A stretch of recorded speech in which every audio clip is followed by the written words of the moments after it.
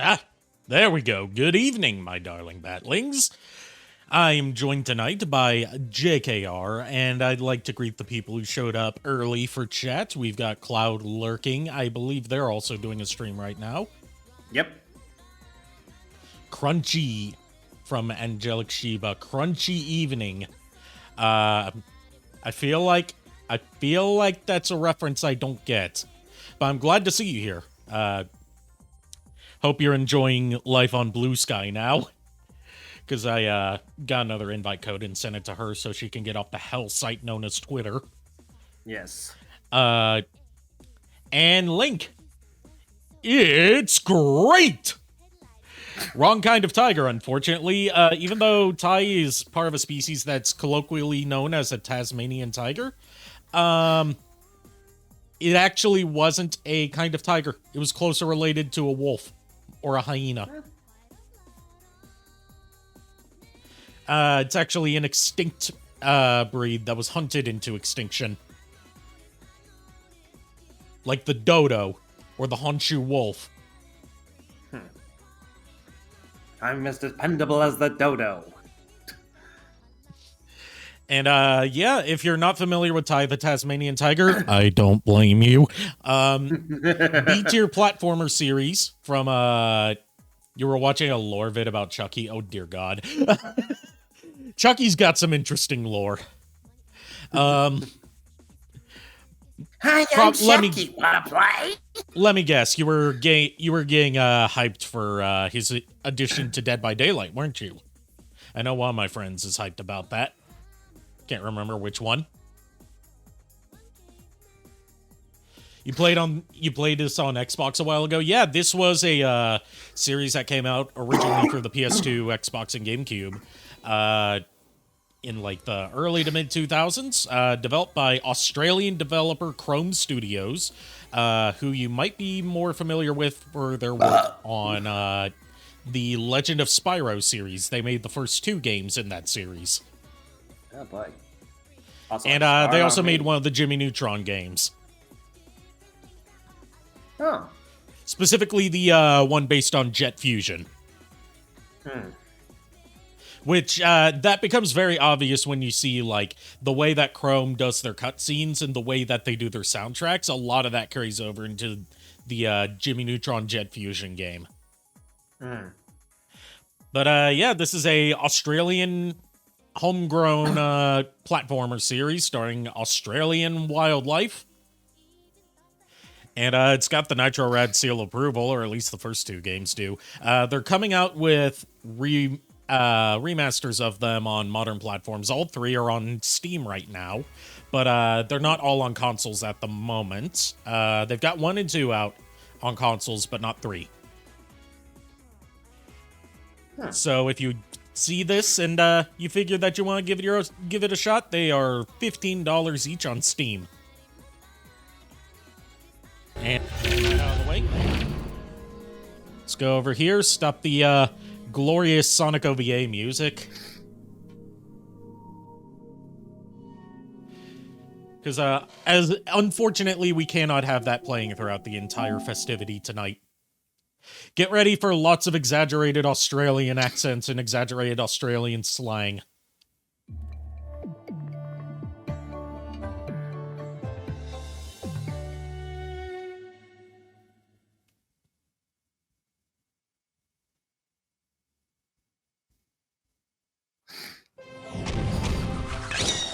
There we go.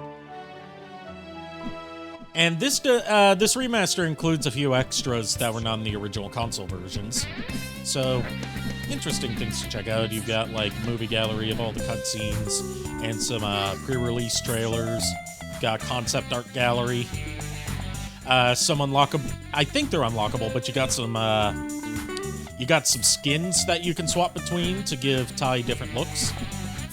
Gyro aiming on PS4 and Switch. Subtitles for all the cutscenes.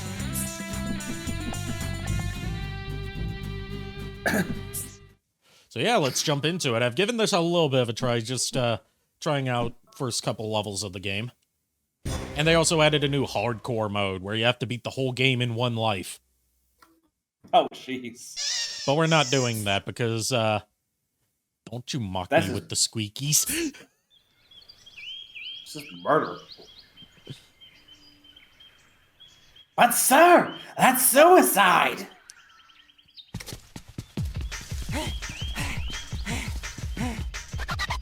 God, these crusty pre-rendered videos, I love them.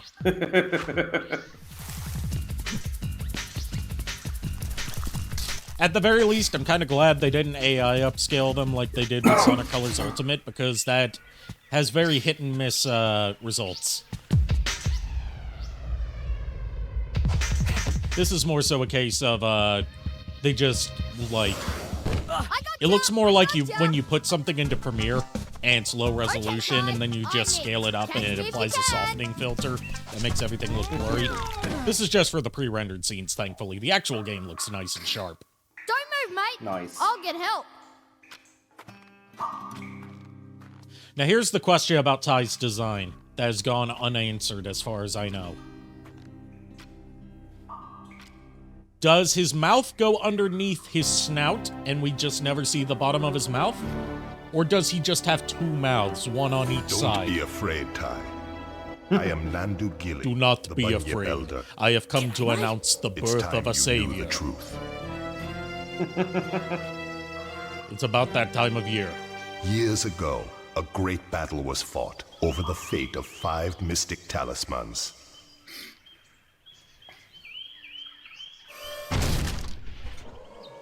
You ever wanted to see a cassowary piloting a giant mech? Oh, jeez. Because our villain's a cassowary, and he's piloting a giant mech. Hello. Boss Cass is his name.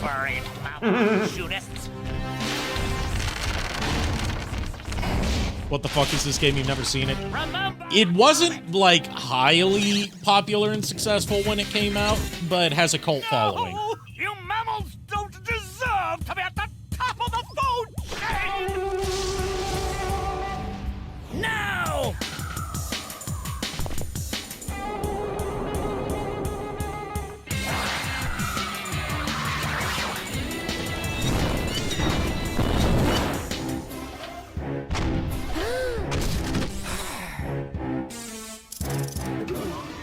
Now to restore the natural order once and for all.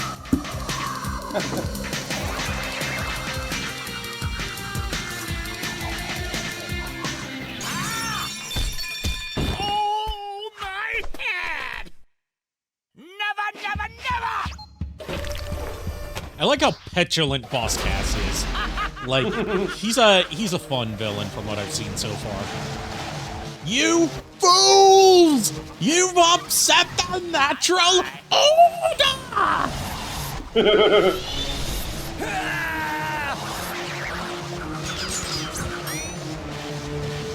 No!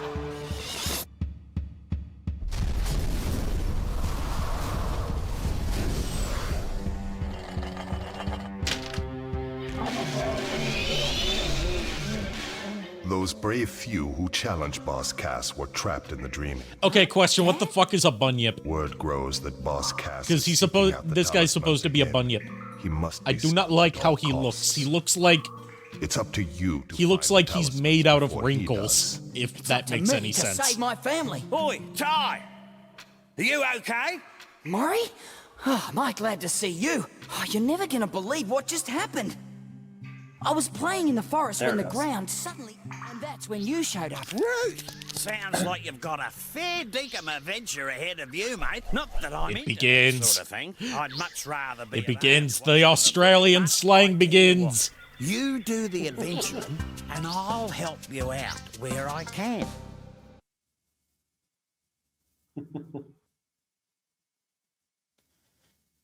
Right, so Rainbow what's a Cliffs. 3D platformer without a hub By the world? way, And here's when our hub you see world. one of these signs, Rainbow Cliffs. I won't be far away. I've heard that if you press the action button, you can talk to me, whatever that means. Okay, now let's get down to brass tacks. If you're gonna be out adventuring, then you'll need another boomerang. And I know just the place to find one. Head down to Bly Bly Station. I'll meet you there. Hey, Cloud, glad to see you here. I thought you were streaming.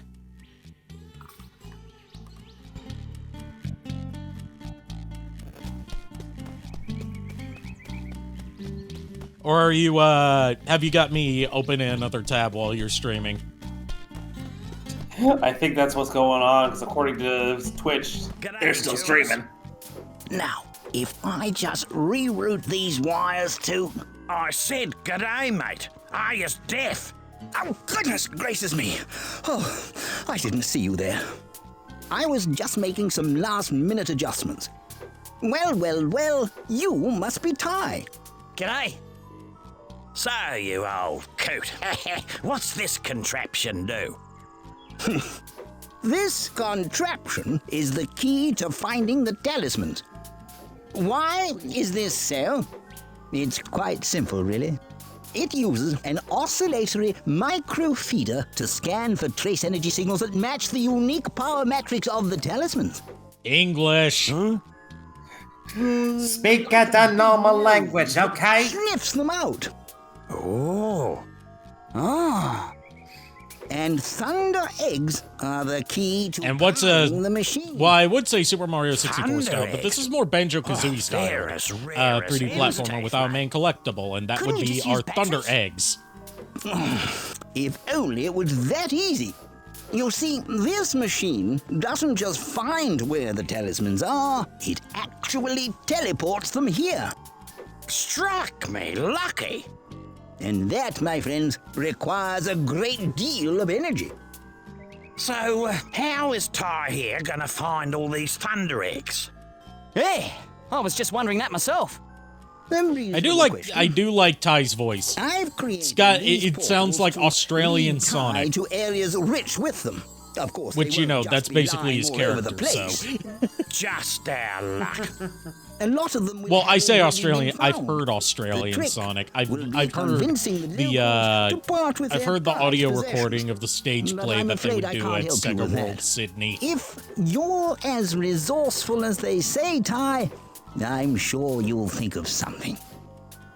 Righto, Ty. There's no point in mucking about. You've got to find a second boomerang. I'll see you in 2-up. Can I attack the what are these? Wallabies? Kangaroos? I wanna attack them. Damn it.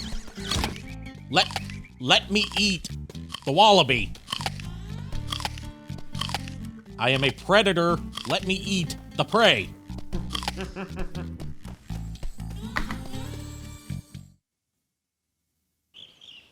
This billabong has got the lot. Gum trees, wallabies, and even a koala. There's plenty to do here, so let's get a move on. So every stage has... I was gonna say every stage has a main objective, but I forgot about that. Listen, And he mate, sticks the I landing. solved your problem. I found you a So our primary objective in this stage is get a second boomerang. See that tree over there? Yeah? Well, it's not there. Thanks for that. Oh shit, On to Sherlock. a full neck peak. Great. Oh, don't worry, you'll just have to jump, run, rang, and bite your way there while avoiding Boss Cass's henchmen. Look, mate, life wasn't meant to be easy. All right, so one of our collectibles we've got right here are opals. There's 300 of them in every stage. Collect all 300 and you get a Thunder Egg. And I'm gonna go ahead and spoil this right now. Sort of like Spyro 3, all the stages loop around. So once you reach the end, you can get right back to the beginning, so you don't have to, you know, go backwards in order to find anything you one missed. Down, 71 to go. More 3D Oh, let's platformers get a need to move do on. that. Yes, I agree. And get ready for one of the best item get jingles I've ever heard.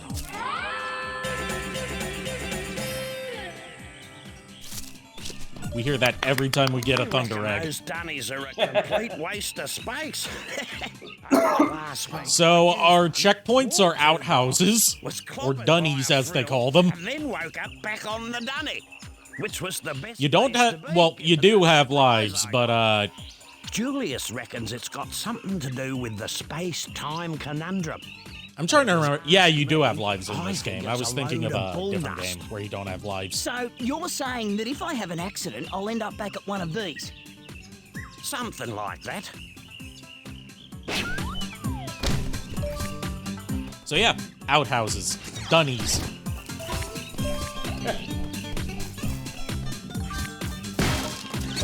We've got just one boomerang now, but after this stage, we'll have two, which means twice as many ranged attacks. Truth time. You've got a fair set of choppers on you. I reckon you could put them to good use by pressing the bite button. Get it? It's choppers. Bite button. Never mind, type. Move on. Have a go at those crates. So the bite is, it's a ground-based melee attack, but it can also be used like Sonic's homing attack, where you can chain it on aerial targets. The local watering hole, and he reckons you can use your rangs to take care of enemies and smash things. Shoo Ripper! He said something now, wait a minute, he said something about pressing the throw button to use them.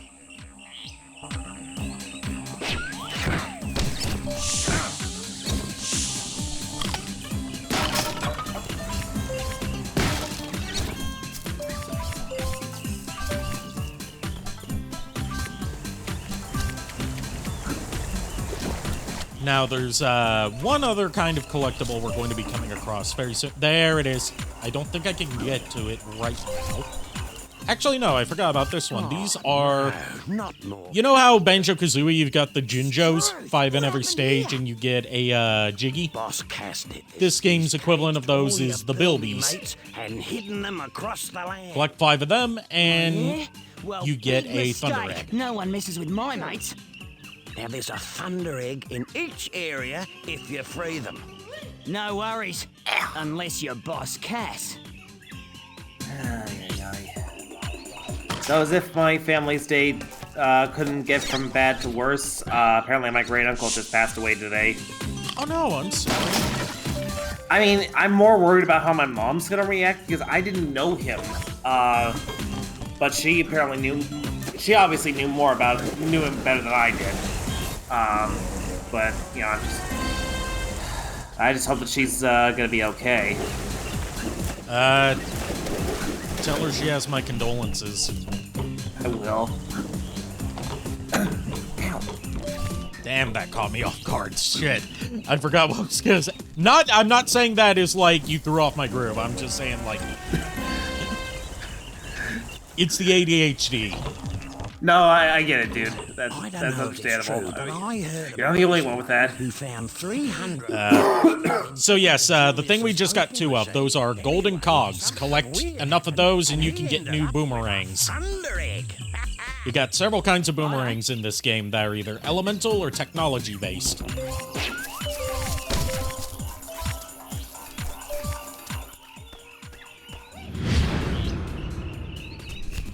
Oh no, it's them.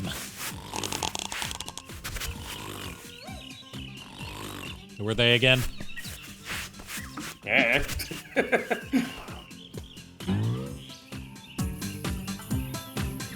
Alright, I always wanted to beat up a kangaroo. Outside of Tekken, I mean.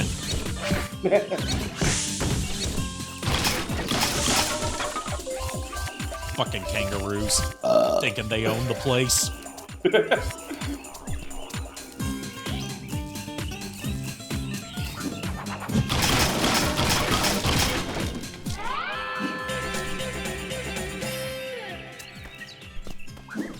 I think worst of them all would have to be Kangaroo Jack. Oh, fuck that movie. I saw that in theaters and it was the biggest ripoff. I saw that for my birthday when it came out. And that movie pissed me off. Because they advertised it as the wacky woohoo talking kangaroo movie. But no, it's a fucking mafia story, and the kangaroo's barely in it. Yeah. And the only time he talks is in a dehydration-induced hallucination. Yeah, that was like the worst marketing push that they did.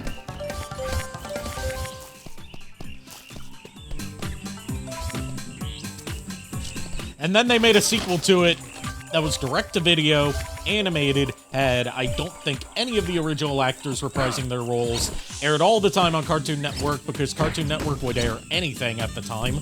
And the kangaroo actually does talk in that one.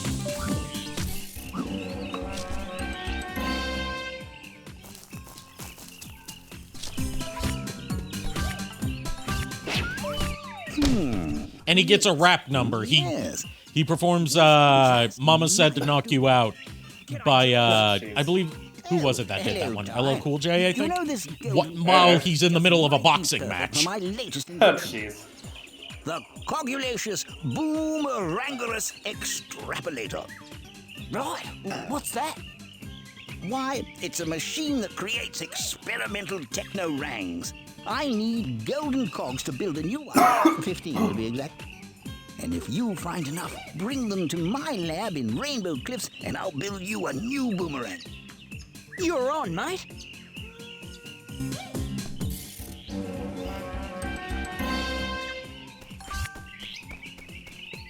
Okay, so I've got a question about how these instant revival outhouses, I refuse to call them dunnies because I'm too southern U.S. American to call them dunnies.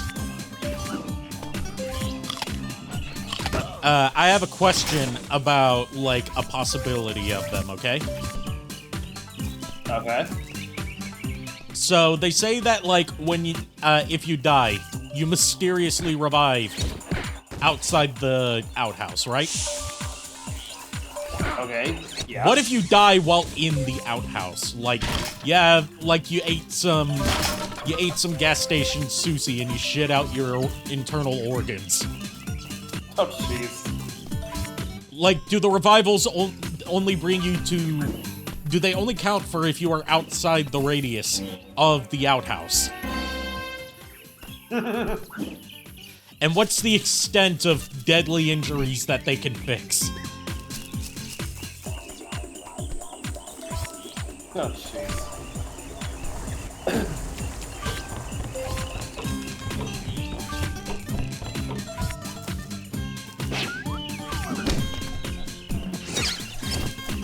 Oh no, it's a giant enemy crab! Attack its weak point for massive damage! See who remembers that crusty ancient meme.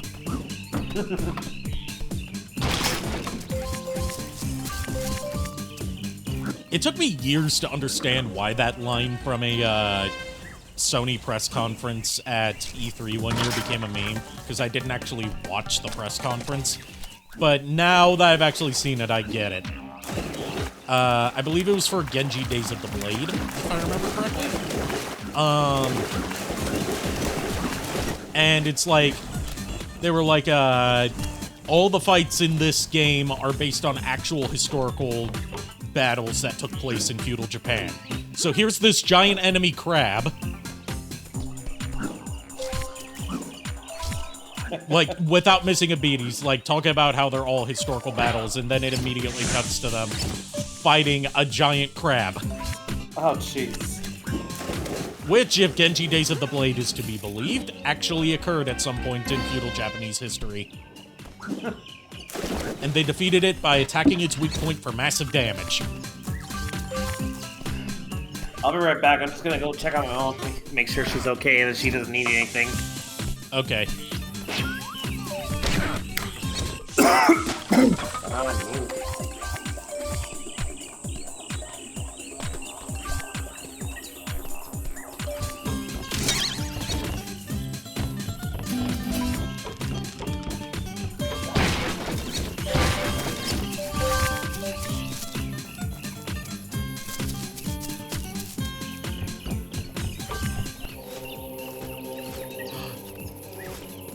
There it is. We are now double ranked.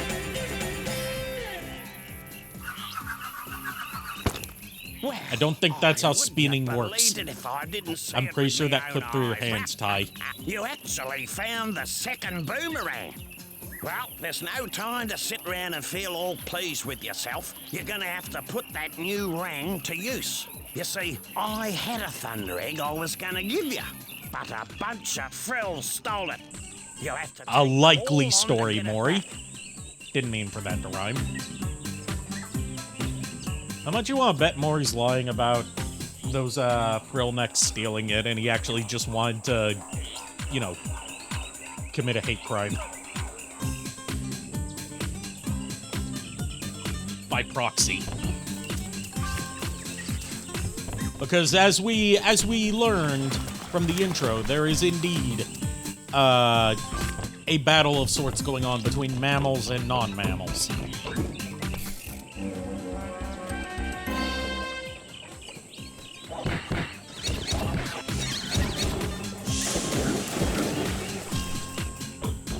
Alright, I can't remember. I can't tell. Are those crocodiles or alligators that I'm mercilessly slaughtering in these here waters?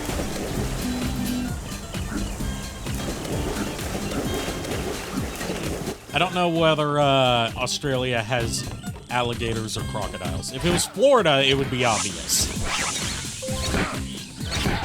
But there's not enough deadly creatures here for this to be Florida.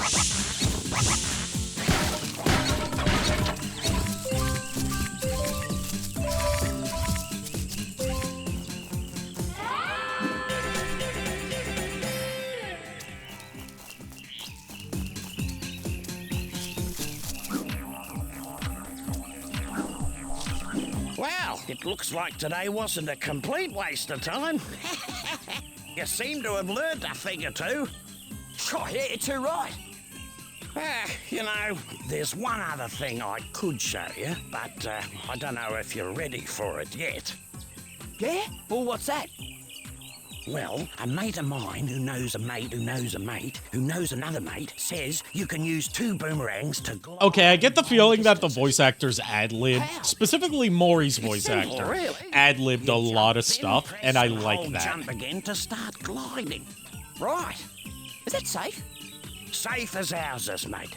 See if you can glide. Safe as across houses, this but what if your gap house to is on reach fire? the thunder Is that egg. still safe? What if your house is in the middle of a nuclear test site? Is that safe? You need to think of your expressions better, Maury. You ripper! Look at that. Me mate's mate was telling the truth after all. Okay, I like they actually kept up the amount of mates that were involved in that story. Well, lad. Good attention to made it detail. Through with flying colours. And as a little extra bonus, a stopwatch will appear near the start. Okay, so I was expecting the stopwatches to be like the time trials from Crash Bandicoot, you know, get to the end of the stage in under a certain time with, you know, something that stops the clock along the way. Thankfully, it's not like that. It's just a race that you have to complete that only takes you through a part of each level. So it's a lot less tedious than getting relics in Crash Bandicoot. Thankfully. We don't need another kind of collectible on top of this. Okay, now here's where another bit of questionable logic comes in. Your way of teleporting back to the beginning of a stage? You stand in the middle of the green mushrooms. And all of a sudden you're there without any transition. Weird. I guess you can say you got Insert high on obvious shrooms. mushroom. Yeah, insert obvious shrooms joke here. Welcome to the track. Race to the finish as fast as you can, mate. This is the part where, like, some, like, low-rate AVGN clone would be like, what, were the developers on shrooms or Good something? luck. I don't know why I decided that a low-rate AVGN clone would sound like Dave Rubin, but here we go.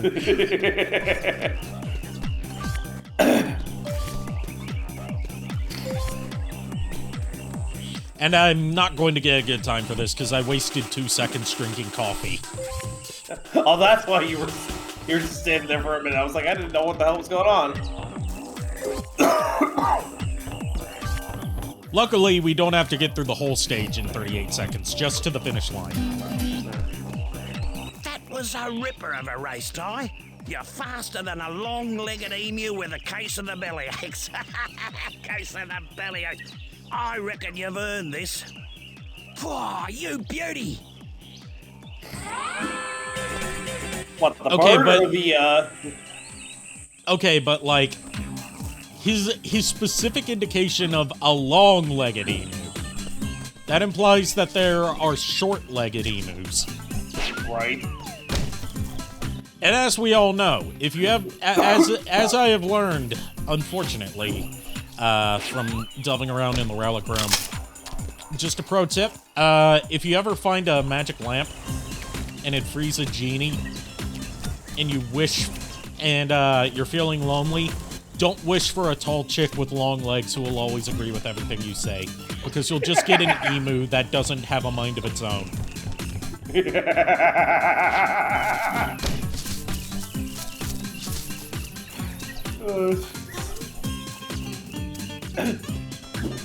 Ba-da-ba-ba-da-ba. So long, Screwy. See you in St. Louis. We're in Voice of Chorus. We hope you like our show. We know you're rooting for us, but now we have to go. Hey, good night, everybody. You got any more? I wanted to say zingers, but those are more jingles. No, My that's, brain's that's fucked about it. today. I had the weirdest sleep. Like, it's not that I slept bad. It's just like I was like jolted awake by a dream that felt uncomfortably realistic. Oh yeah, I've had that happen. And yet To me, unrealistic actually, at the same time, because it's a scenario that I know would never happen to me. Yeah, actually, surprisingly enough, me, I had that problem, I had that happen to me, like, maybe about 2 months ago, actually. I was sleeping peacefully, and then out of nowhere, I just had a nightmare of, of my, late father's passing, but for whatever reason thought it was, the dream made it seem completely different from how he actually passed away. And I'm thinking, like, that was just too screwed up for me to actually go back to sleep with. I was just too shaken up.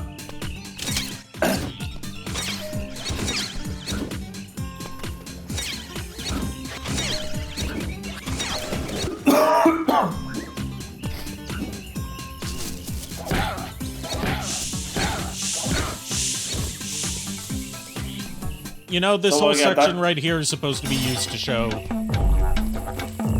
Yeah, this.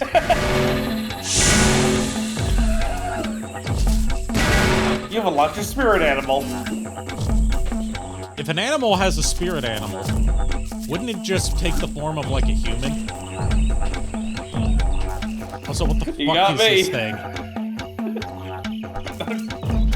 It looks like a cross between a moose and a...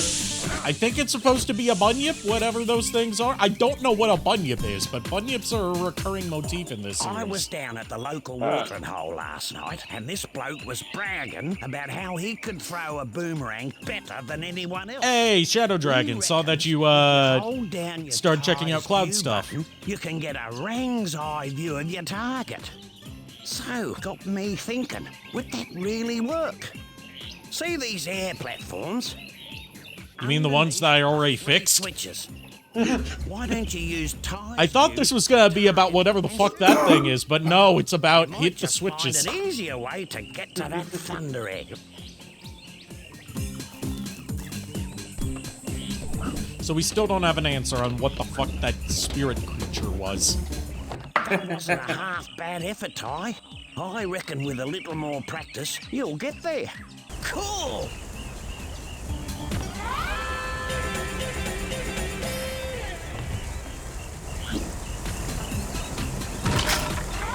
And there's our last building.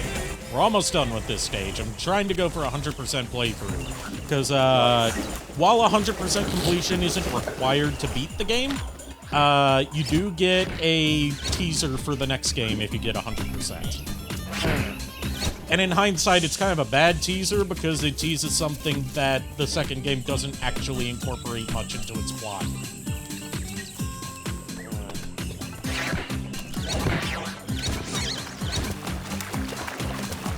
Oh, you play Ty the Tasmanian Ty? So many Ty fans here tonight. I was just checking it out because I heard Nitro Rad say good things about it. And you might notice that there's some underwater stuff here. We have to go to another level to learn how to swim, but otherwise we can get all the collectibles in this one run through.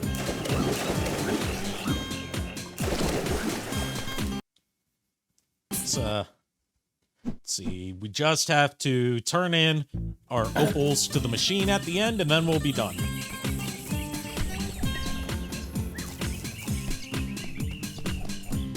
You got this as a rental when you were a kid. I remember seeing, like, magazine ads for the first game. But not much else. I didn't pay it any mind, because, you know, it just looked like your standard kiddie 3D platformer, which, you know, in fairness, it kind of was. But that's not necessarily a bad thing. Yeah. We need standard 3D platformers. We need them now more than ever. I'm just waiting for them to drop the remaster of Tai 3 on PS4 and Switch. It's already out on Steam. Don't know what's taking so long for the console version. I think they did a Kickstarter to do the console versions before. So I think they already ran the Kickstarter campaign for Tai 3, and we're just waiting for it to come out. Okay. Because, like, Chrome's trying to release these without any third-party publishers, so they can retain 100% IP ownership. I see.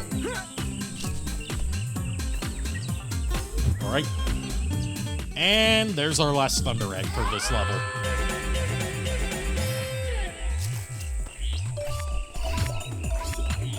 Alright, we're ready to leave 2 up.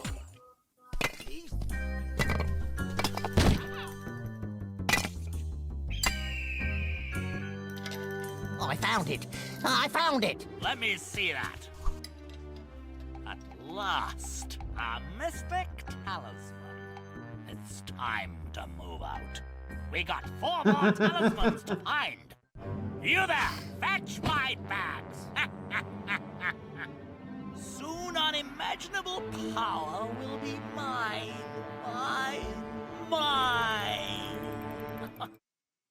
I love how Cass is just like an unrepentant bad guy. Like, he doesn't have some sort of Freudian motivation for being evil. He's just evil for the sake of it. Yeah. Like, checking out JoJo's Bizarre Adventure gave me a new appreciation for those kind of villains.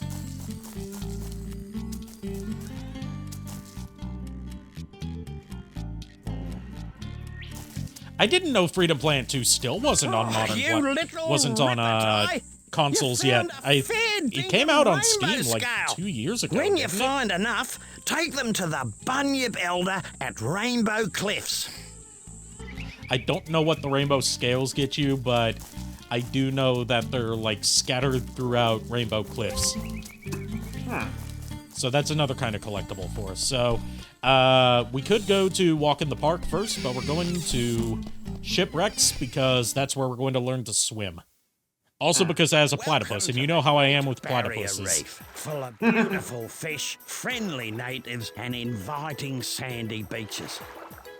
It's a beaut spot for a swim if Wait, you know... who are you? A platypus? Perry the platypus? Perry the platypus! He's not just a platypus. He's a lifeguard platypus. With an Australian accent. Because who doesn't have an Australian accent in this game?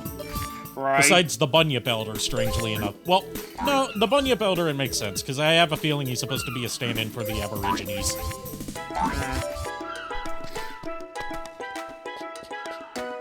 Yeah, it would probably be better to have a platypus as a lifeguard rather than the elusive pufferpuss. The elusive pufferpuss would impale you if it tried to grab onto you. Yeah. That reminds me, I need to get back to those Spyro streams. Good to see you again. G'day, Rex. You saved anyone today? Funny you should say that. Elle went for a bit of a swim out near Danger Spike. Danger Spike? Where's that, Rex?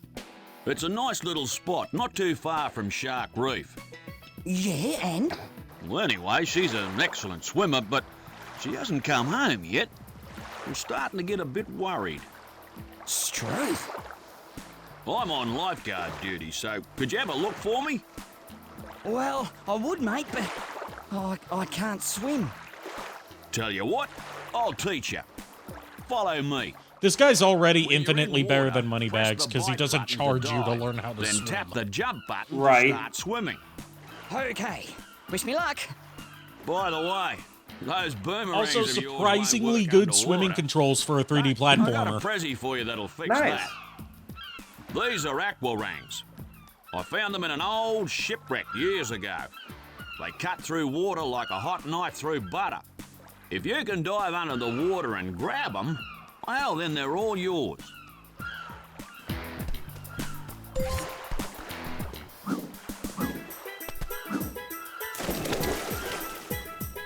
Good one.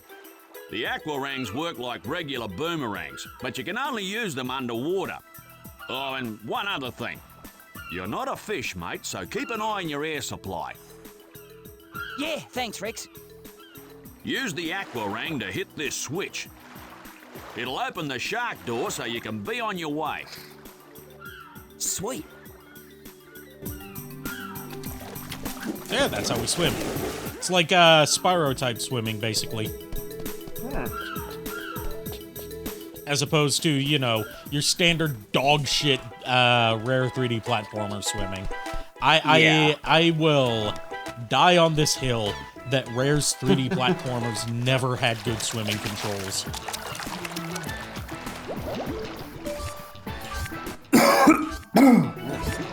And that Rare's water levels Great were work, among Ty. the worst water You levels in learn how any to swim 3D and platformer. Use those aquarangs.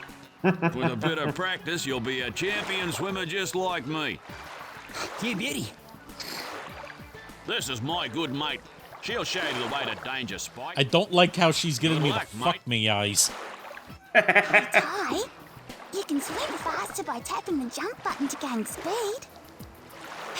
Let's go find Elle.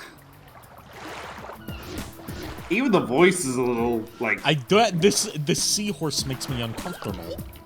Follow me!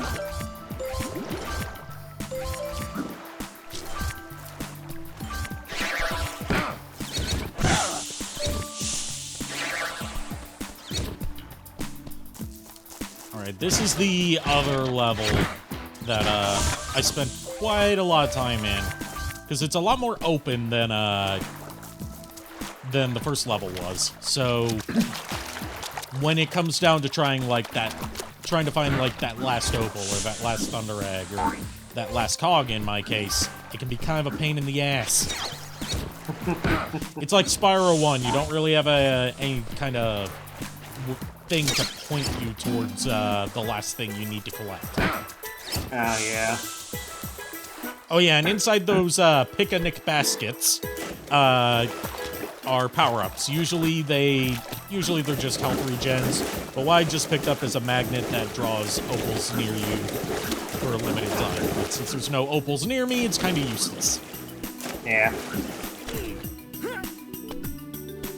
Also, as for the Perry the Platypus jokes, I can't take Perry the Platypus seriously, because I always think of this picture I saw on Facebook once, where it's Perry the Platypus with one of those, like, Russian bearskin hats. Oh, jeez. And it's and he's staying in front of Dr. Doofenshmirtz, and Doofenshmirtz says, Perry the Blintapus!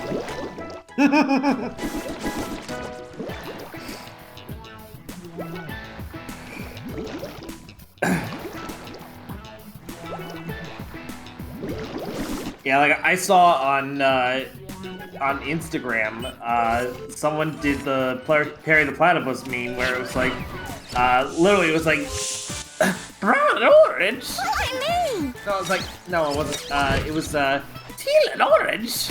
Brown and teal and orange. That was like, you know, the voice of Doofenshmirtz was like, yeah, that's pretty much the state of the Perry the Platypus meme at this point in time. Hey, at least he's in on it. Yeah, right.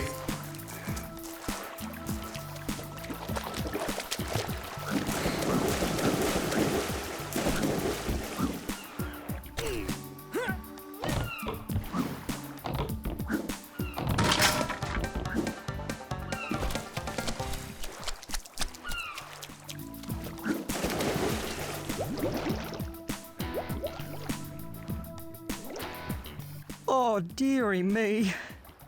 My sweet little angels have wandered off exploring. I don't know how Now to I tell can't you find this, them sir, but anywhere. your body looks Please, painful. can you help me?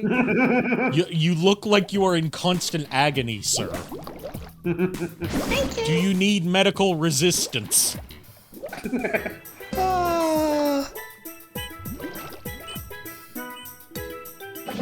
Yippee!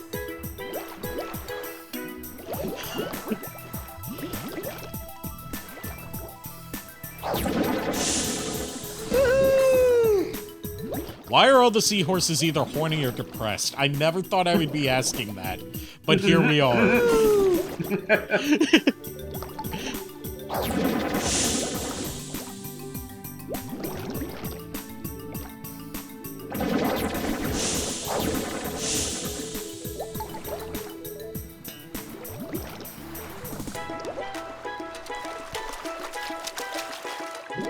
Also, it's nice to see that your air meter in this game works like Super Mario 64, where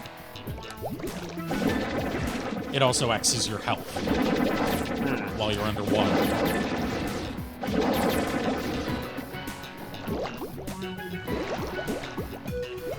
Yay!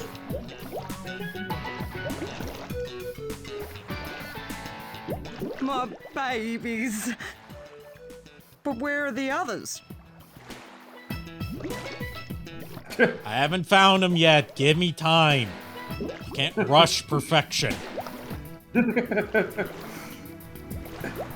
wasn't built in a day. Neither was Syracuse.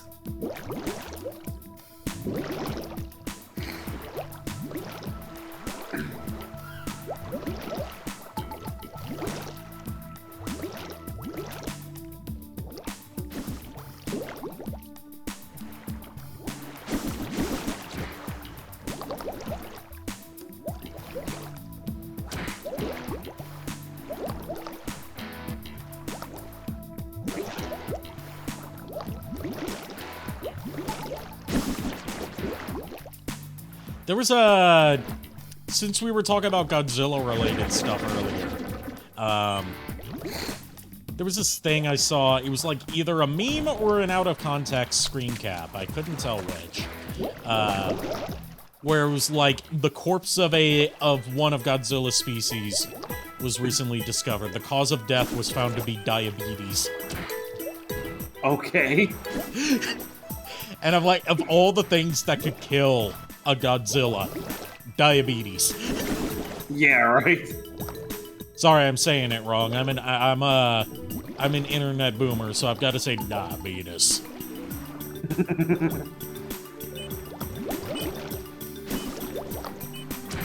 Just like that, diabetes. Hey, Ty. Yeah! I love the sounds of these seahorses. I don't know why.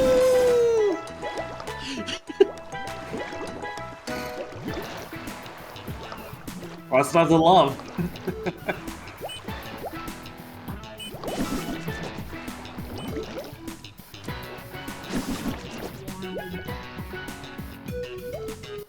My babies. My precious babies. Thank you so much, little orange fish creature. How can I ever repay you? Hey, I know. You can have this sparkly rock I found in the sand. All right.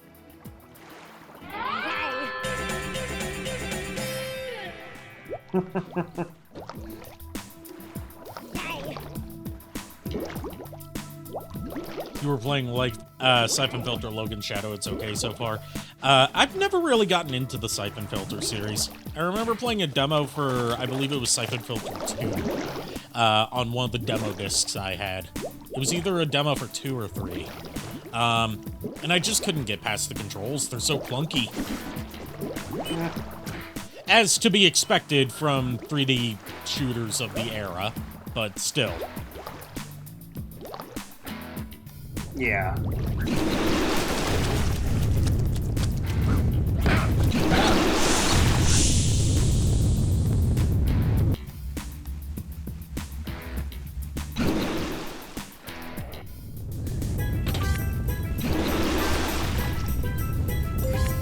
And now, we play the waiting game.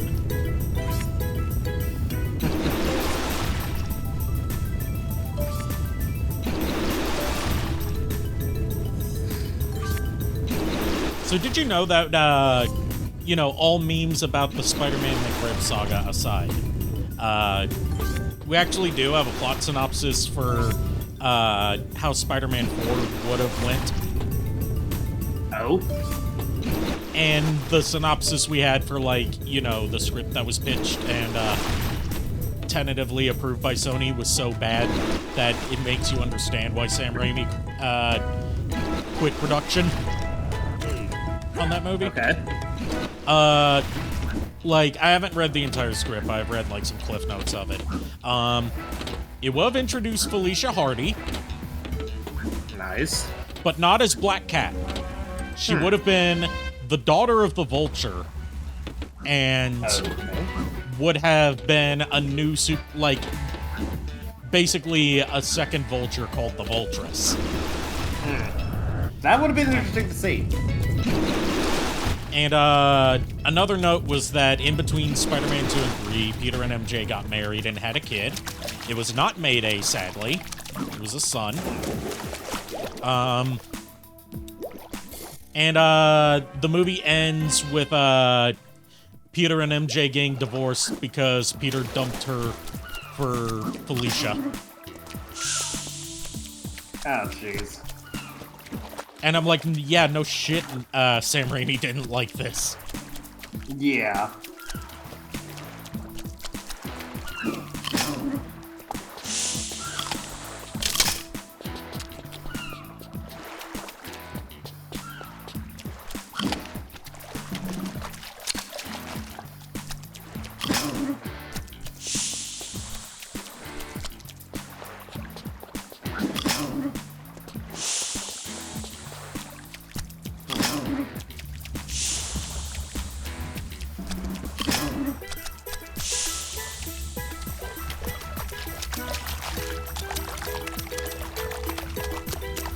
So I've been seeing, like, my YouTube feed's been giving me a lot of Imagine Dragons memes lately, which is about all that Imagine Dragons is good for. Yeah. Because I will argue, Nickelback is not the worst band ever. That would be either Maroon 5 or Imagine Dragons. Yeah. Nickelback's got some okay songs. Nickelback is too bland to be considered the worst ever. Yeah. But they can be really funny when they try to not be bland. So that's a plus for them. But, like, Imagine Dragons is just cringe. Pure, unrefined cringe. Especially because their singer keeps on trying to sing outside his range. Yeah. And I hate Maroon 5 both due to associations with shitty people I've known, and also because Adam Levine's voice causes me physical pain. It sounds like a clarinet learned how to talk. Oh, jeez. And was out of tune. Oh, wow. Like, who the fuck decided he should be a judge on The Voice? He can't sing. He doesn't sound human. Why should he be judging other people? Right.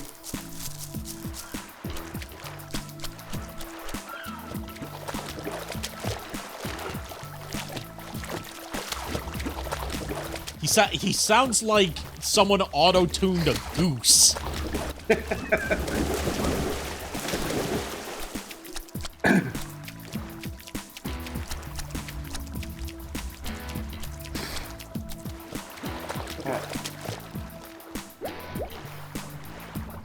I have a lot of rants I could go on about Maroon 5, like how my girlfriend in high school, when I was homesick one day, peer pressured me into not recording, but just watching a whole day live stream that Maroon 5 was doing of them recording a new song. And let me tell you how that went. It was, I sat there for an hour of them playing the intro over and over and over and making no progress before I said, fuck it. Oh, jeez. I know that's how recording sessions actually go. But don't live stream that. It's not entertaining. No. So that's like an hour of your life you didn't get back. That's an hour of my life I didn't get back on a sick day when I should have been doing literally anything enjoyable. Yeah, right.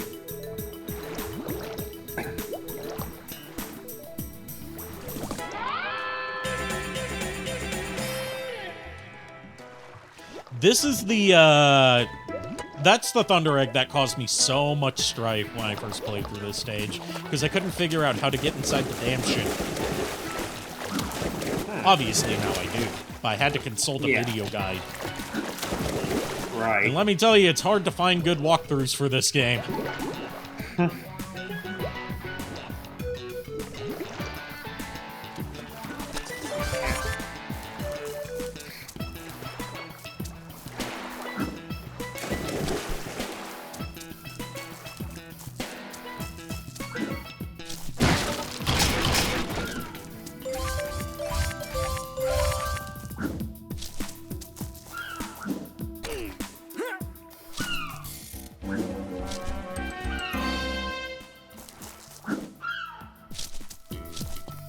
But yeah, anyway, the thing about, the point I was trying to make before I got sidetracked on another tangent was, I've been getting a lot of memes of, like, the intro to Radioactive, but, like, when he's breathing in the chemicals, they replace the exhale with a different sound effect, like, Werehog Sonic screaming from dying, or, you know, just different sounds like that.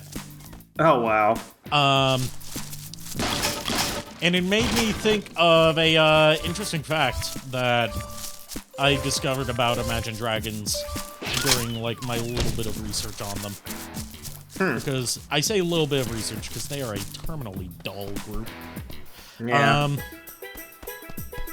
Did you know that if you rearrange the letters in the name Imagine Dragons, you get gonad migraines? There you go. Geez. There's the most interesting thing about the world's least interesting band. Yes.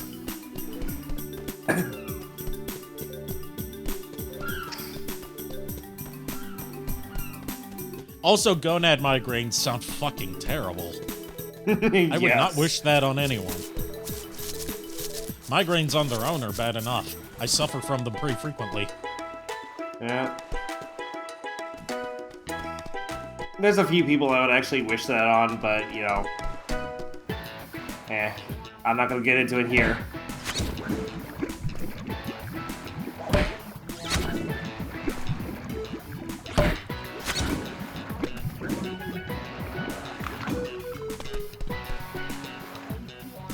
I got a lovely bunch of coconuts. Here they all sitting in a row. I don't know how the rest of the song goes. I just know the Team 4. I just know the Team 4-star version where Vegeta's singing it about the Namekian Dragon Balls he's collected. Oh, I've got a lovely bunch of Dragon Balls, doo-doo-doo. Here they are, sitting in a bunch, doo-doo-doo-doo. 1 star, 2 star, all as big as my head. Give 'em a toss, a planet across, that's how Vegeta wins, bye-bye.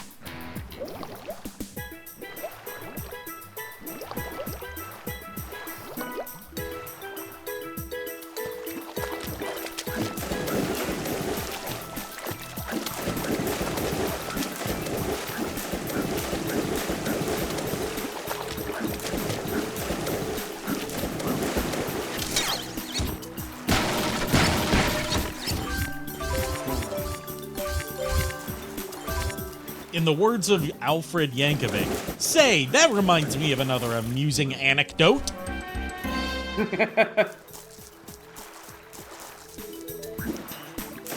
I found out some... God, what was... I lost it. I lost it. Fuck! Yeah.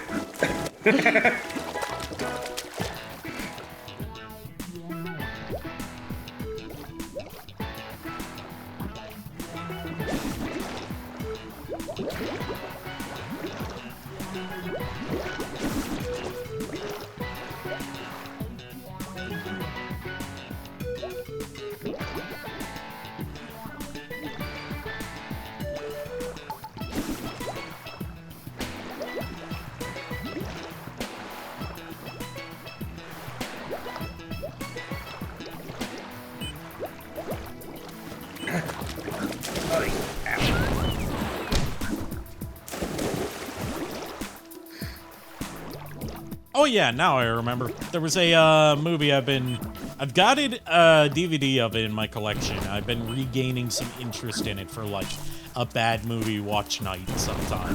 It would be fun. Oh jeez. It's called The Apple. The Apple. The Apple. I'll sum it up to you like this. Take the Book of Revelations and make it disco. Oh jeez.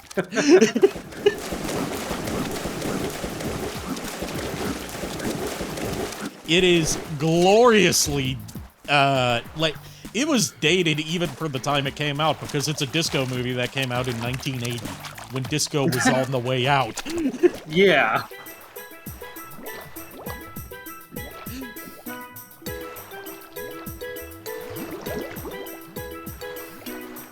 But, it's also got some other gloriously dated bits in it, like, I'm trying to remember the name of the villain. Mr. Boogaloo. That was his name, Mr. Boogaloo. At the very beginning, when they're at, like, it's not Eurovision because that's copyrighted. They call it World Vision. But after, you know, Mr. Boogaloo's company's band, performs... Oh no, don't vor me, fish. There's always a bigger fish. Okay. Anyways, after okay, his band Qui-Gon. performs and his band performs and gets like a really good score, which is measured through heartbeats for some reason. I don't know how you measure heartbeats for a score as like audience reaction. But like basically he's talking to his extremely camp gay lackey. And he's like, they're coming up with merchandise ideas, and he's like, please do be more creative. You need to think modern. This is the year 1992.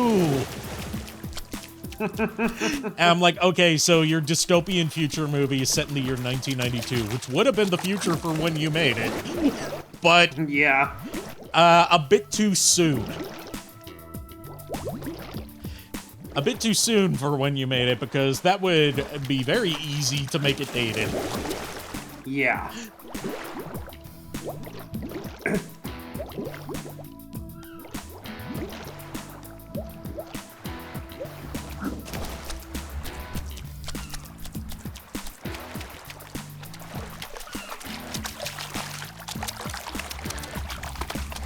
Also, in a rare case of, you know how a lot of movies will film stuff in Vancouver and then pretend that it's like a major city like New York or something like that?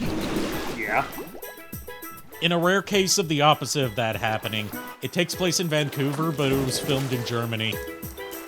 Oh, jeez.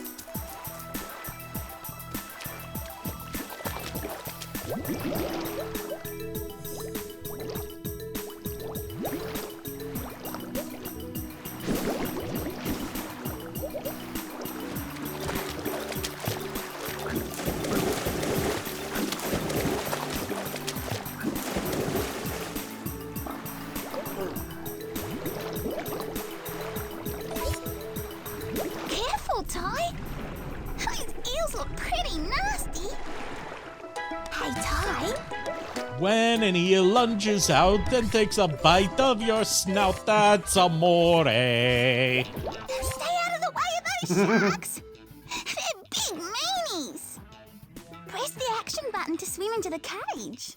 Press the action button again to swim out. I do not like your voice, uncomfortably horny sounding seahorse lady.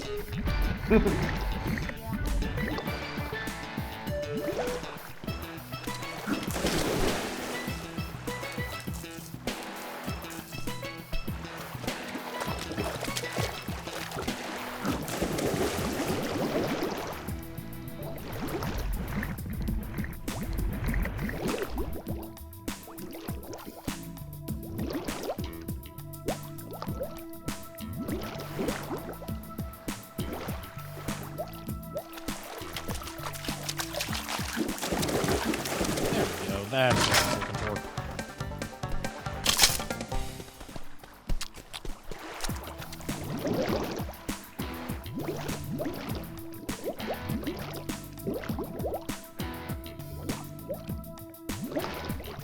Follow me!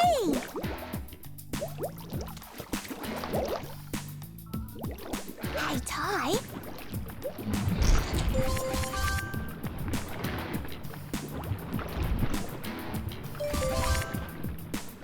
Did you know that there's actually a very easy way to outwit a shark if it's trying to catch you?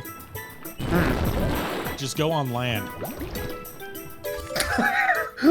Gee, why didn't I think of that? Why don't the people in Jaws ever try that?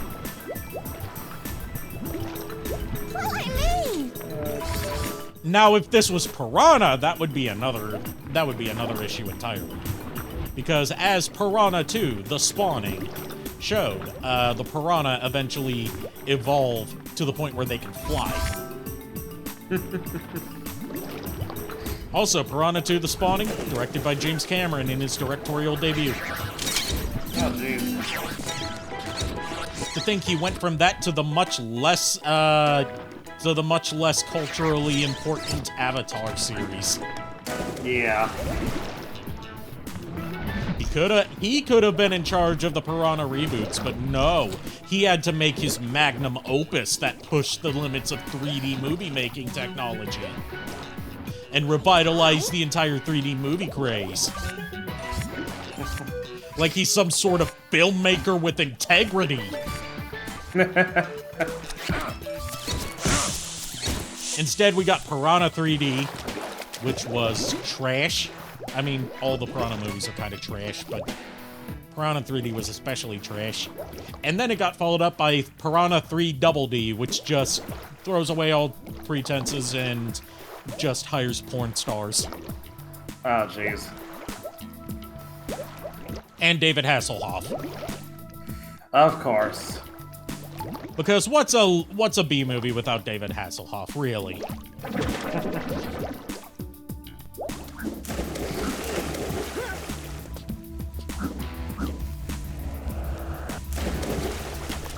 Speaking of Avatar, anyone remember a new Avatar: The Last Airbender game that came out this year? Yeah, I saw that it came out and everyone hated it, and I'm like, this isn't surprising. It's from Game Mill. You guys need to stop getting your hopes up. Game Mill is, like, genuinely one of the worst publishers in terms of their output ever.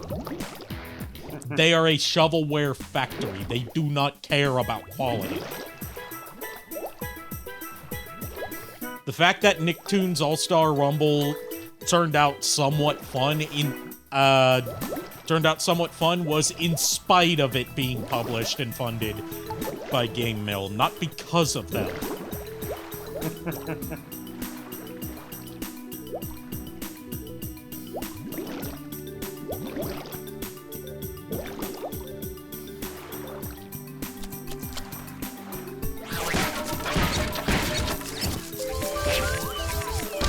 Like, if you need any further proof that Game Mill is one of the worst publishers ever with zero care for quality control, would you like to know what their other most well-known title is other than their recent Nickelodeon game output?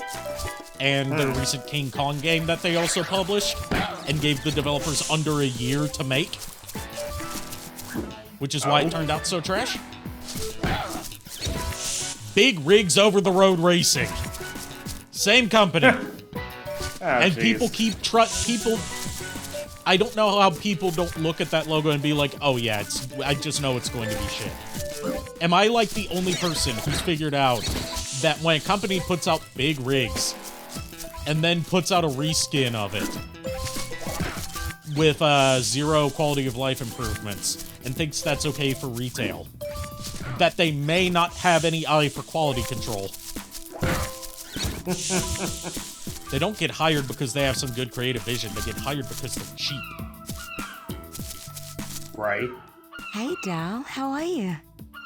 What? And no, I do not. What? No, no. Do not make the platypus sexy. No. This is wrong. Why does it have tits? Isn't he a sweetheart? Well, I better get home so he stops fretting. Righto then. By the way, I found this on the way. Want it? This level keeps disturbing me. I don't like it. No, sir, I don't like it. As a person who belongs in jail for sex crimes would say. Give it.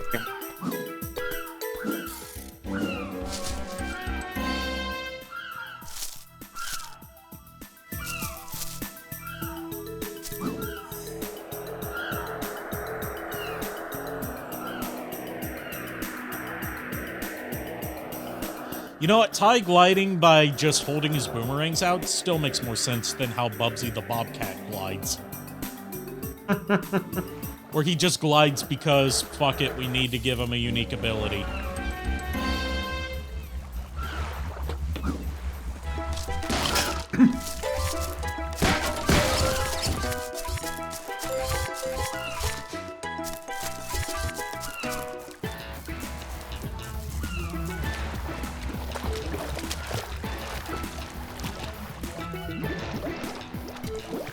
Now the pixel hunt begins. Gotta find those last...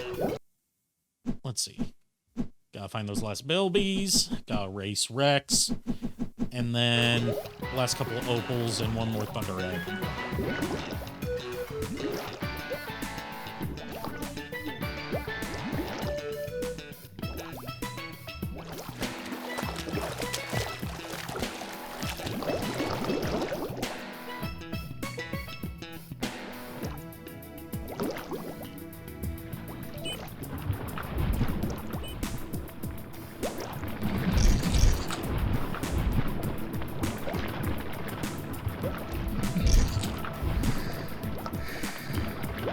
Wow, it's a good thing these shark bites don't cause any damage, apparently.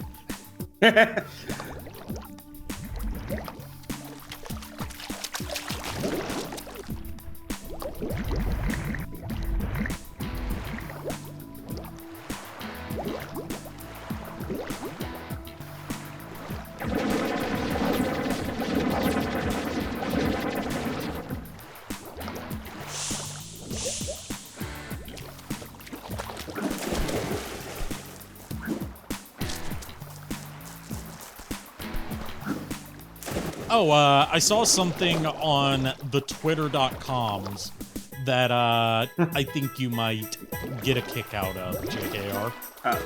Oh? It was a, like, video showing off a, upcoming 3D platformer game that stars a robot, Pillbug. Okay. TJ Omega quote tweeted that saying someone needs to mod it to turn it into Retracts. Yes.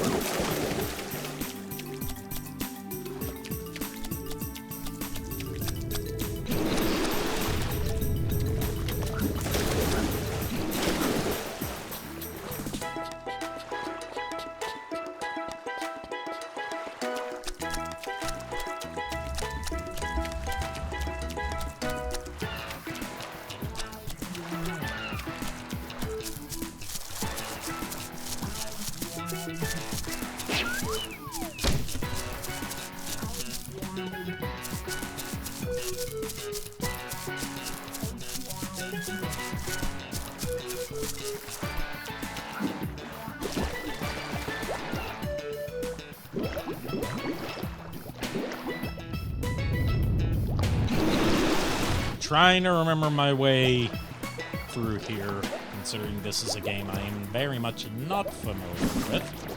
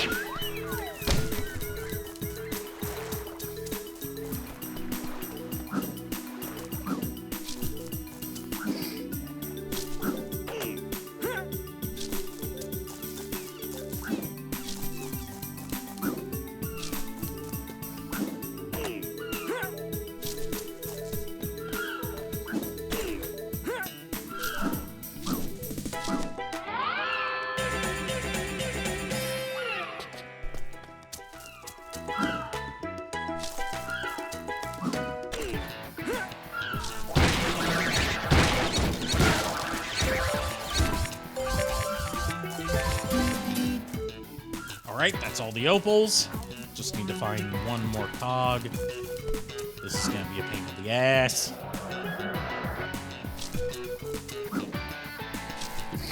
And trust me, I know pains in the ass.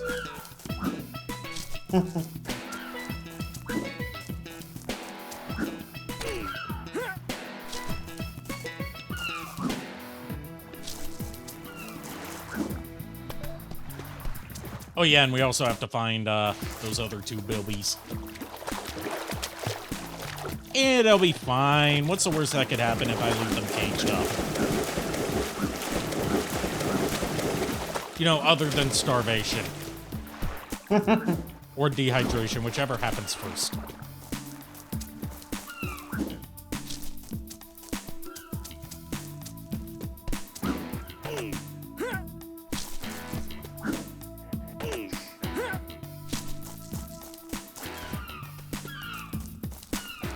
Speaking of which, there's a bilby. I don't like saying bilby.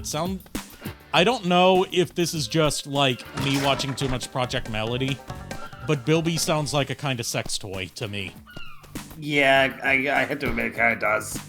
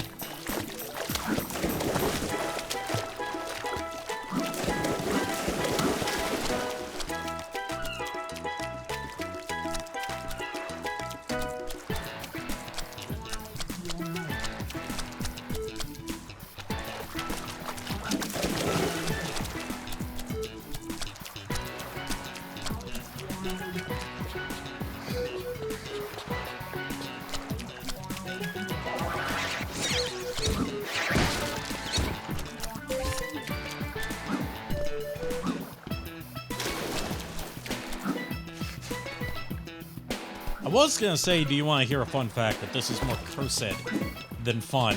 Well, it could be fun depending on your taste. Oh, I'm listening. You know the Rugrats movie, the first one? Yeah, yeah. According to the IMDb page for that movie, when Tara Strong was brought in to record some cries for her role as Dill Pickles in that movie, one of the sound engineers, like, working in the booth that day had recently given birth, and, like, apparently Tara Strong, the sound of Tara Strong's baby cries were so realistic that she started lactating. Oh, jeez. I'm like, that does not sound real, but... It can't be real. That sounds like something... that sounds like something someone just put on there because anyone can edit IMDb. Right. But, like, no one's going to ask Tara Strong that to confirm it. Yeah, no.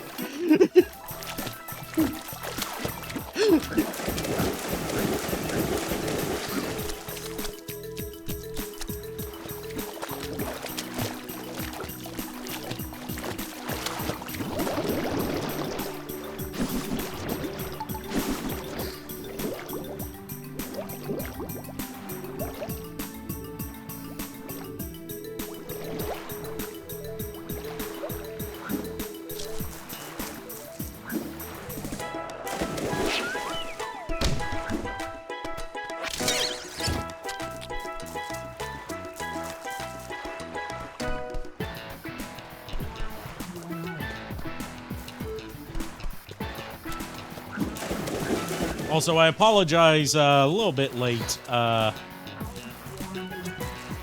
apologize a little bit late for this, but slightly increased the ad count just because ad revenue's up during this time of year. So, you know, trying to make what little extra I can. I just upped it to 1 minute every hour instead of 30 seconds every hour. Off topic, but I heard for nearly 2 years that there was a Mega Man F-Zero mousepad with green blue light flashes. Yeah, I've seen it before. You can get... It's not official. Like, a lot of those Booba mousepads you find are not officially licensed. But you can find the Zero one if you know where to look. I've seen it before.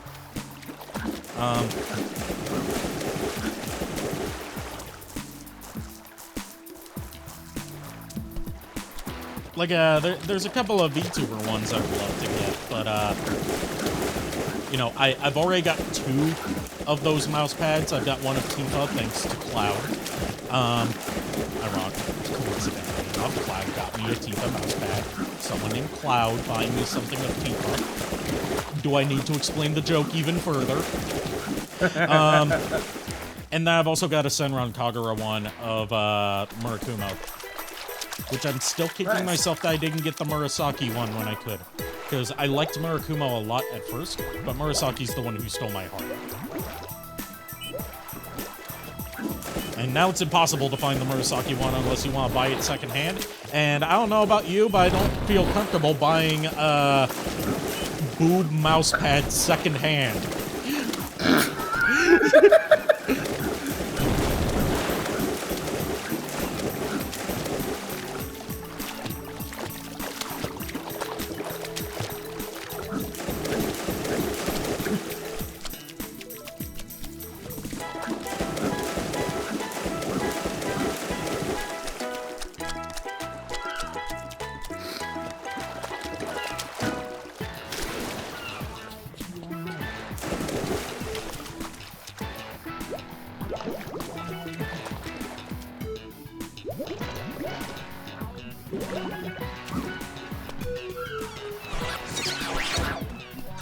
I will say, though, that, assuming that the figure's not, like, you know, ludicrously expensive, there's a Murasaki figure I'm looking at that Cloud has, kindly directed my attention to.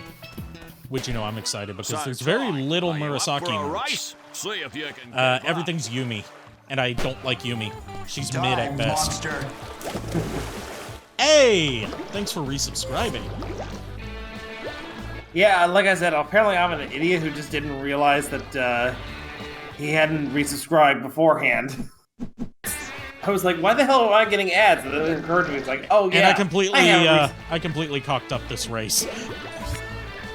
Oops. You broke it. It's okay, I can turn this around. I can't turn it around, I'm too far behind already. It's okay, I can turn this around. I was gonna say, what, you gonna turn around literally?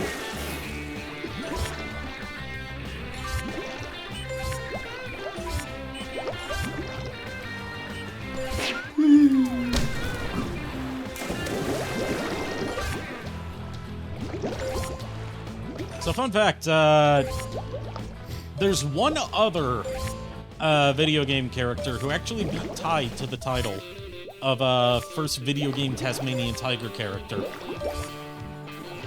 Oh? Tiny Tiger from Crash Bandicoot is a Tasmanian tiger. Oh yeah, technically he is. That's why he doesn't look like a tiger. Yeah. And that's also why he looks wrong when they redesigned him to look like a tiger.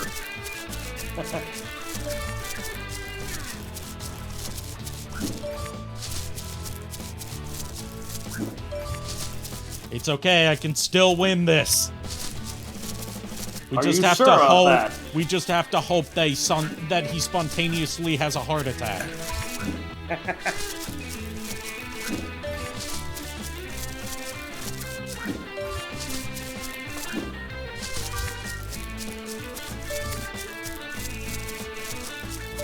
I was joking, but I think we might actually have a chance at this. I was joking! Holy shit! I pulled that out of my ass! You fair dinkum beat me! I trained you well, mate. My swimming coach gave this to me when I first beat him in a race. Now I want you to have it. Gee, thanks, mate. Cool!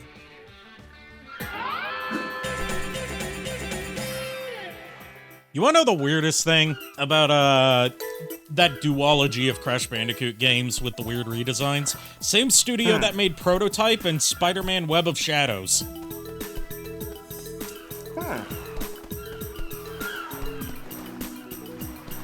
Also, a lot of stuff about Prototype makes sense when you find out that it was originally supposed to be a Venom game.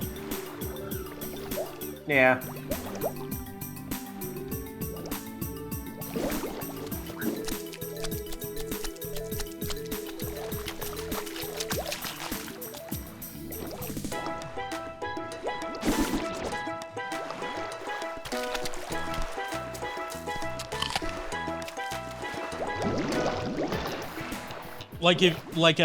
Web of Shadows came out first, which is why it feels like pun intended, a prototype for Prototype.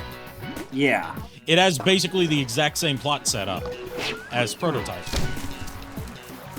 Except it's a lot more hilarious because it's Spider-Man. Yeah. And Spider-Man sounds way too wimpy. So, him trying to do, the whole black suit, gravelly voice thing with the wimpy-sounding voice that his voice actor gave him, it sounds hilarious. I can't take him seriously when he's trying to sound badass. It's even worse than Bully Maguire. And the opening cutscene of the game is like a meme. It looks like a meme. If you saw it out of context, you would think it was like a shitpost that someone made. But no, that's how it actually plays out. It's like he's walking through a battlefield of Sable soldiers fighting against symbiotes and looking all sad and mopey while Mad World plays.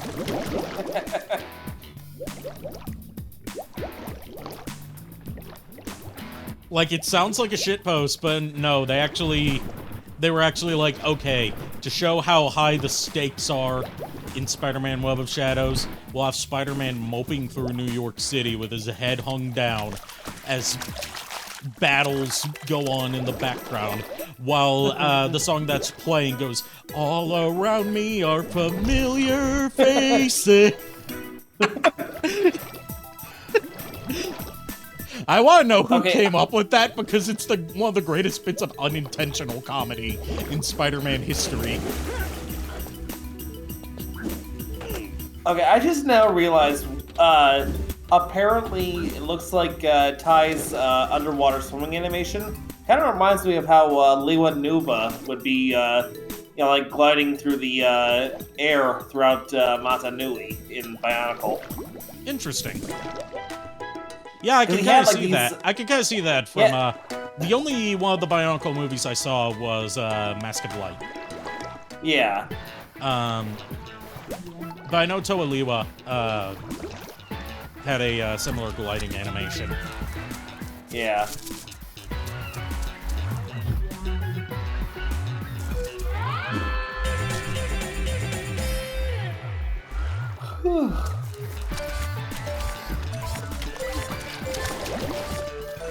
Alright, now we just need to find that last Bilby. I still feel dirty saying Bilby. Like, quit saying Bilby. I can't. In the words of Knuckles, I can't. That Bionicle game on GameCube, that was, which one? That was, the one based on Mask of Light, right? Yep, there were 2 Bionicle games on the GameCube. Oh yeah, there was the also Mask that of Light. Bionicle Heroes game, right?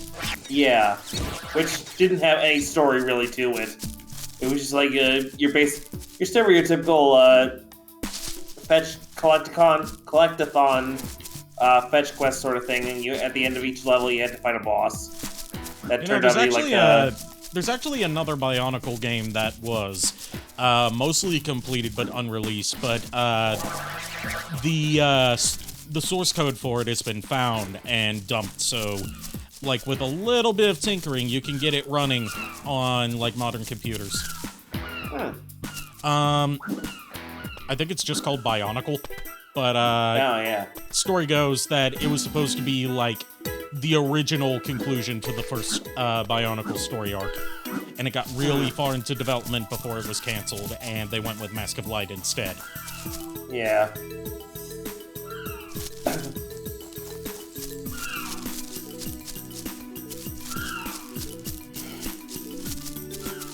Because from my knowledge, Bionicle was originally supposed to end in 2003, because that's usually how LEGO did things with their properties.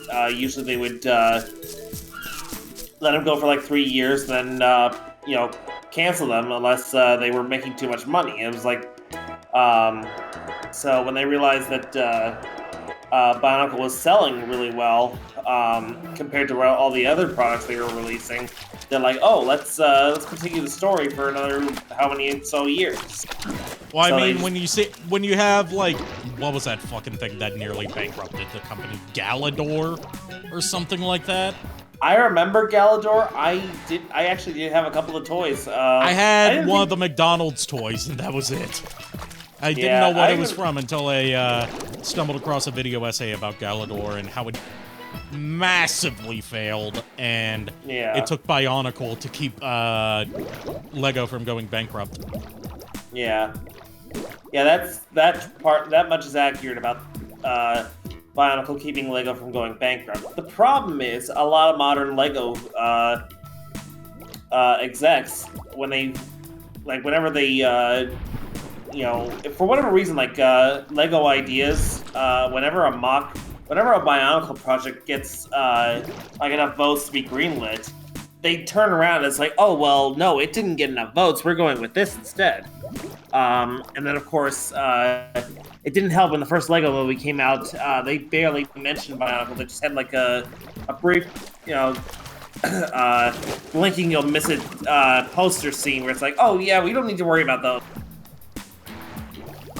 Yeah, it's weird that something that was such a big part of the brand for the 2000s is just treated like something they're ashamed of. Yeah. Like Bionicle G2, they should be ashamed of, because that wasn't very good. They had to cancel that after 2 years. But Bionicle G1, some of the best writing we ever got for LEGO. You say that like LEGO is known for having a high standard of writing. No, I'm saying for like their. I'm joking. I'm just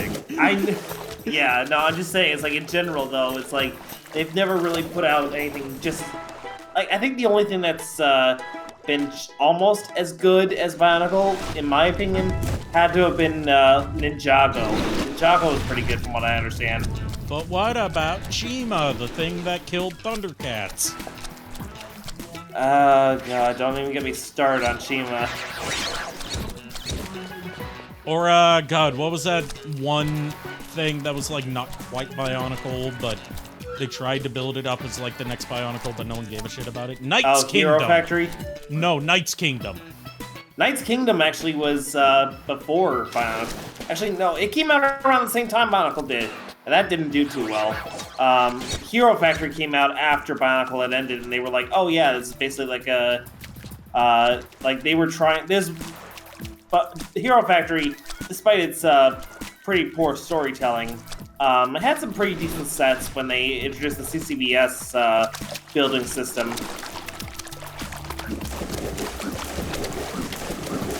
Man, if my cousin Cobalt Rogue was here right now, he'd be having a fucking brain gasm because he's a big Bionicle nerd. Yeah. The one time I got to go over to his place when I was staying in Ohio with some of my family for a family visit.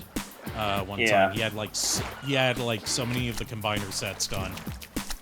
Nice. And I was blown away because I love combiners. I've loved them ever since I was introduced to the concept of combiners by Power Rangers.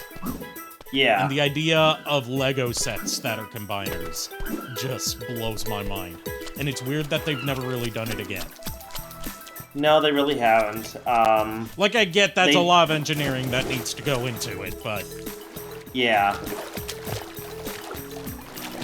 Like, the last big combiner set that and it wasn't even, like, an official set. It was just, like, for, like, Bionicle G2, we got a combiner set that was basically, was Makuta, like, from that generation's Makuta and everything. And the stupid thing was, there was no official instructions put out for it on how to build it. And they didn't even come out with a signature Mask of Ultimate Power for that line. It was just like, oh yeah, you know, they advertised it at one of their, I think it was like a YouTube video they put out there. And they were like, oh yeah, it's, you know, this is the final design we've come up with for Makuta. And everyone was like, okay, are we gonna get a set of it? Oh no, it was a combiner set the entire time, but they didn't put out like instructions officially on how to do it. You had to people actually had to basically reverse engineer that damn thing just to figure out how the hell it worked. So it's like any third-party transformer. Yeah. I love me some of the third-party Masterpiece stuff. Coffee. I'll have some coffee. See, I would have some coffee, but I ain't gonna. If I take a cup of coffee now, I probably wouldn't be able to go back to sleep later. I love me some third-party Masterpiece style Transformers when they're made well, but the instructions without any, like, literally all of the instructions are always terrible. Yeah. Like, it's to the point where you want to know what a big determining factor in whether I get a third-party Transformer these days is. Like a decent instructions? Whether MGo's made a video on how to transform it. Yeah. Yeah, I try to avoid watching MGo. I'm still subscribed to the guy, but I don't really watch him as much as I used to. I kind of would rather watch him out of necessity than actually out of pleasure. I mean, just Transform is like the only thing I watch from him. Because it's like, okay, if the instructions are going to be shit, I need some kind of step-by-step way to figure out how this shit works. Yeah, but I don't know. Maybe I'm just being too butthurt over this whole thing. But I remember a few months ago, when he put out his review of the Legacy Bombshell figure, he let slip that he apparently thought that Bombshell was leader of the Insecticon. And I'm like, no, that's Shrapnel. So I had to do the typical, the whole, push his glasses up, the whole meme was like, oh, I pushed my glasses up further. I was like, well, actually, and I started telling him, it was like, technically, Bombshell was never the leader of the Insecticons. That was Shrapnel. And of course, a few days later, he responds. He's like, there was no mention of his status, but yes, that is correct. I'm like, dude, you said he was the leader of the Insecticons. You let that slip. But I didn't want to argue with the guy because I'm like, it's not worth it. Because it was just a dumb joke I was putting out there, and he got too over... I think he overreacted at the joke.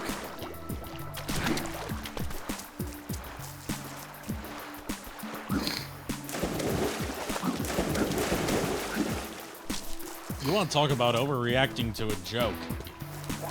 I'll tell you someone that overreacted to a joke. Anytime that Batman beats the shit out of the Joker, like, bro, it's just a joke. Get over it. I mean, technically, you are technically correct. The best kind of correct. If there's one thing I'm glad that they haven't done in the comics or movies, I'm glad they haven't tried to modernize the Joker by making him like a social media influencer who does like crimes as a prank, basically turning him into Speedball. Not Speedball, what's her name? Screwball. Screwball, yeah. Screwball is what they could have turned the Joker into. Yeah, just think about that. I'm glad they didn't. They could have tried to modernize the Joker by having him say it's just a prank, bro. Like, honestly, the sad fact is, I think they didn't try to do this with Joker, but they did actually give him a sidekick named Prank in one episode of The Batman. Not the animated series, just The Batman. That series. Yeah. Who just turned out to be, like, Batgirl's class clown. Like, apparently in her class, there was a class clown. This guy, just... Like, he would always be pulling dumb jokes throughout the class, and of course, finally, he was like, he had enough, and he stumbled across... Like, the Joker stumbled across him, and it was like, hey, I could use you as my new sidekick. And almost threw him into a vat of chemicals to make him just like him.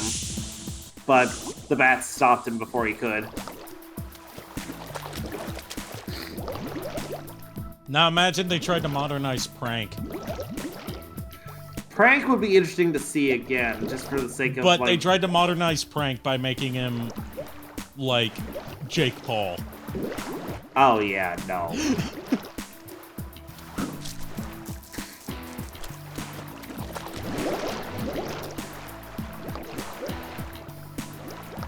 Or like one of those dudes that's like, actually, what I was doing wasn't a prank, it was a social experiment.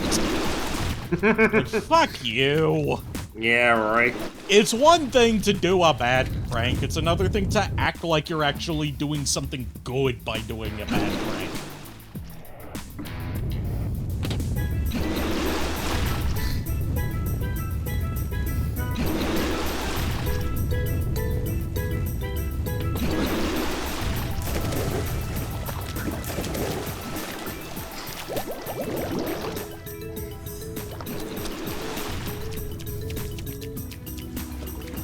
By the way, sometime I need to set up a community poll for the death battle between the Pain and Dr. Bees.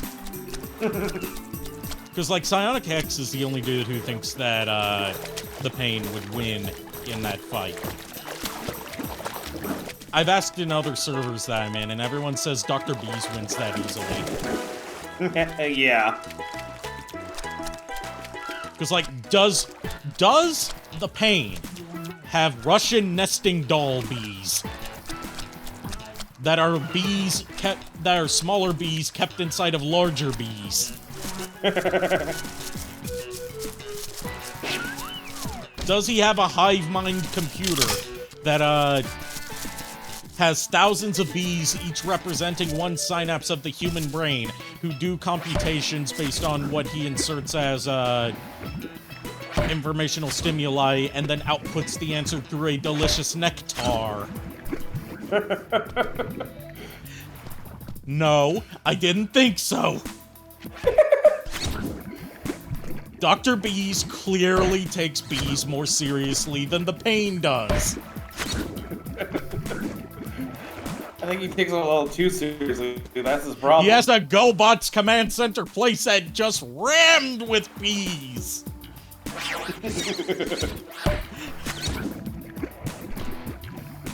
Dude takes obsession to a whole nother level.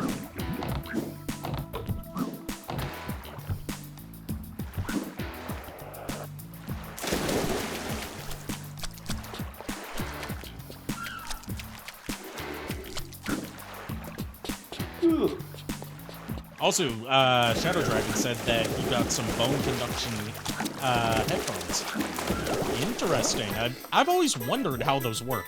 Like technically, I know how it works. It's the same technological idea that's behind the codec in Metal Gear Solid, where it directly stimulates the inner bones of your ear. So there's like no noise bleed to it. But, like, it's one of those technologies where it's like, it sounds awesome, but it seems a little bit too freaky-deaky for me to try myself. Yeah. Like, oh yeah, this sounds great to my bones. My bones love the sound of this bass.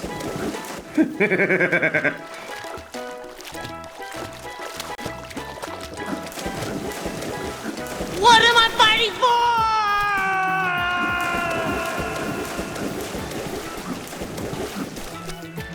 Where is this last fucking Bilby? I would look up a guide, but I'm lazy.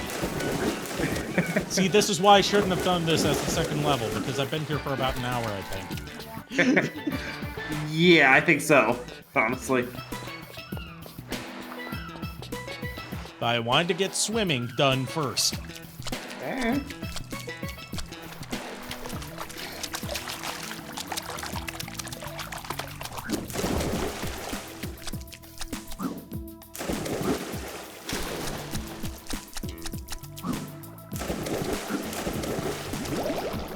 If there was a Dr. Bees movie, who would play Dr. Bees? I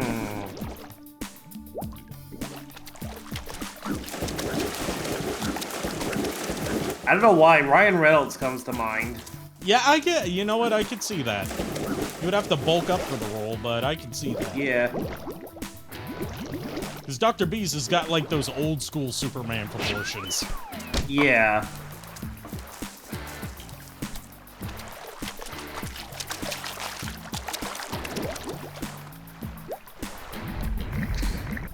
No. Henry Cavill is Dr. Bees.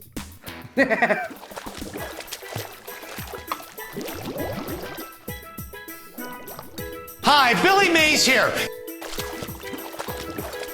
Nah, Billy Mays can't play Dr. Bees. He's got a condition that keeps him from playing Dr. Bees.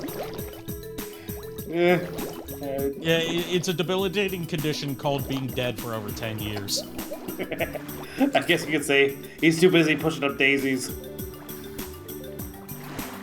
I mean, yes, you could say that. There's not a joke to it, but you could say that.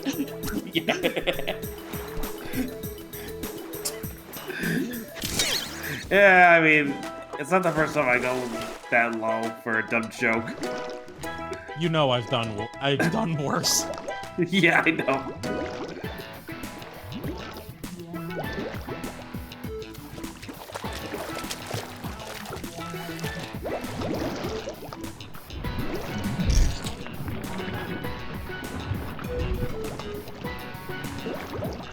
Here's a shitty joke for you.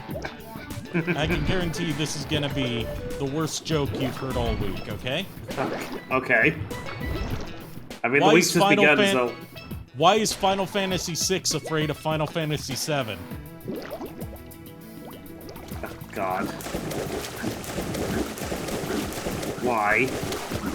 Because Final Fantasy VII sold more copies in North America.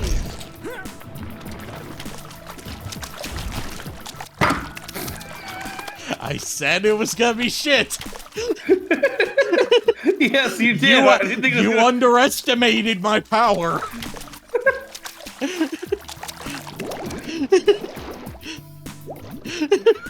Oh, jeez. That's no good.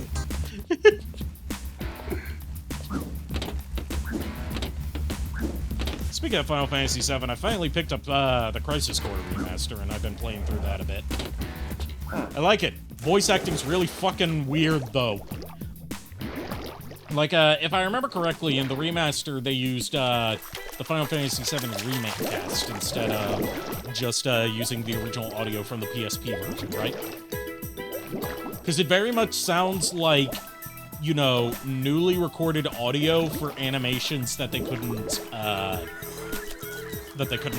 like, tinker with. Yeah. Like... Yeah, yeah, not that the voice acting is bad, it's just, it's kind of, it's spotty. I'll say it's spotty. Because, there's places where it sounds great. There's also places where it sounds like something out of the 90s.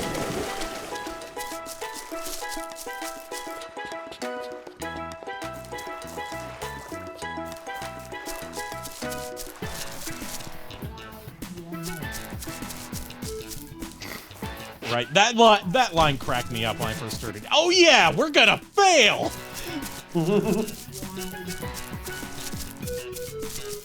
I do like how they, I'd never played Crisis Core, so this is my first time experiencing this story. I like how they portray Sephiroth. Alright, we're finally fucking done! Jesus. A few hours later. Crikey. I said that about the most Merkin way I could. If either of my Australian friends heard me say that, they'd be so angry.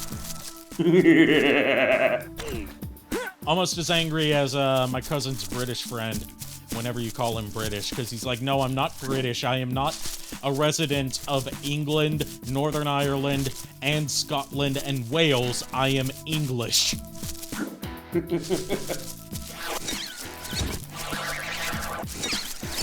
Right, crikey!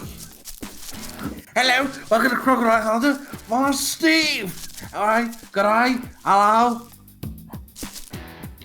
Might pop in Cloud stream later tonight. Just about to raid over there if they're still streaming. Because I just wanted to kind of do this as like a chill couple hours. Get a little bit of streaming in. Yeah. You know, get at least one before Thanksgiving. Right. Alright, manual save here just to make sure. Excellent. Alright. Back here. And...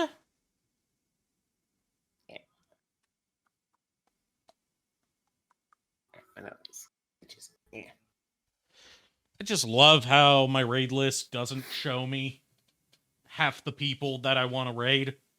Oh, jeez. Even if they are live. Yeah. It's like, no, you want to raid you want to raid Iron Mouse because she needs more viewers. Like, I love Iron Mouse, but I'm not going to raid her because she doesn't need it. No.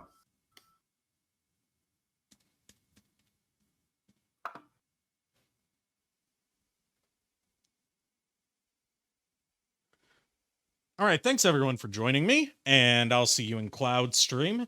Until next time, have a happy Thanksgiving and unpleasant dreams. Nighty night.